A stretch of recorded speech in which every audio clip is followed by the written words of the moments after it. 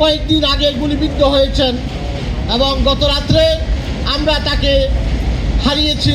ইন্না লিল্লাহি ওয়া ইন্না ইলাইহি রাজিউন। আমরা বাংলাদেশি হিসাবে সারা বিশ্বের যেখানেই থাকি না কেন, বাংলাদেশের ভালো মন্দে আমাদের প্রাণ কাঁদে। বাংলাদেশের ভালো কিছু হলে আমাদের অন্তর আত্মা শান্তি পায়। আজকে আমরা ভারাক্রান্ত হৃদয়ে হাদির মৃত্যুতে এখানে শোক প্রকাশ করতে এসেছি। সেই সাথে আমরা হাদির প্রতিটি হাদির রক্তের রক্তকণার শপথ গ্রহণ করে আজকে বলতে চাই, যতদিন পর্যন্ত বাংলাদেশের স্বাধীনতা, সার্বভৌমত্ব এবং হাদিরা যেই কারণে প্রাণ দিয়েছে সেই প্রাণের বিনিময়ে বাংলাদেশে একটি সুষ্ঠু নির্বাচনের মাধ্যমে গণতান্ত্রিক প্রক্রিয়ায় ভারতের আধিপত্যের কবর রচনা করে আগামী সংসদ আমরা দেখতে চাই। যেই স্বপ্ন হাদি দেখেছিল, আপনারা দেখেছেন, সে কোনো দল মতের ঊর্ধ্বে আজকে বাংলাদেশের কোটি কোটি মা বোন জনতা তার জন্য চোখের পানি ফেলছে। সে কোনো দলের না, সে কোনো মতের না, সে হচ্ছে বাংলাদেশের। তাই আমরা এখানে তাকে শ্রদ্ধা জানাতে এসেছি। আমি বাংলাদেশি আমেরিকান অ্যাডভোকেসি গ্রুপের পক্ষ থেকে তার শোক সন্তপ্ত পরিবার এবং সারা বাংলাদেশিদের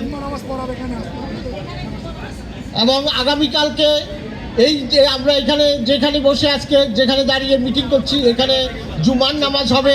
জুমার নামাজের পরে গায়বানা জানাজা হবে, জুমার নামাজ হবে এবং বিশেষ মোনাজাত করা হবে হাদির জন্য, আমাদের প্রিয় মাতৃভূমি বাংলাদেশের জন্য।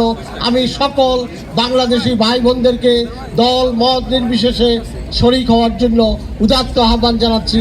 আর আজকের আয়োজকদের বিশেষভাবে ধন্যবাদ জ্ঞাপন করছি। ইলেকট্রনিক এবং প্রিন্ট মিডিয়ার সকল সাংবাদিকদের ধন্যবাদ।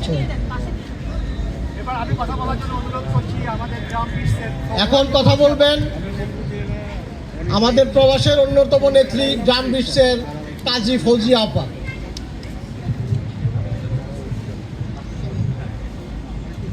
আসসালামু আলাইকুম। প্রথমে একটা কারেকশন দেই, আমি ড্রাম বিটসের পক্ষ থেকে বলতেছি না, কারণ ড্রাম বিটসের পক্ষ থেকে বলতে গেলে অনেক ফর্মালিটি মেনটেন করে আসতে হয়। আমি একজন বাংলাদেশি অ্যাক্টিভিস্ট হিসাবেই বলতেছি, কাজী ফৌজিয়াই বলতেছি। আজকে আমি যখন হাদির মৃত্যু সংবাদটা পাই তখন আমি সিটি হলের সামনে ছিলাম এবং সেখানে অনেকগুলো প্রোটেস্ট একসাথে হচ্ছিল, শ্রমিকদের প্রোটেস্ট। তো সেই মুহূর্তে যখন মৃত্যু সংবাদটা পাই আমার মনে একটা প্রশ্ন জাগলো, হাদিরা কি আসলেই মারা যায়?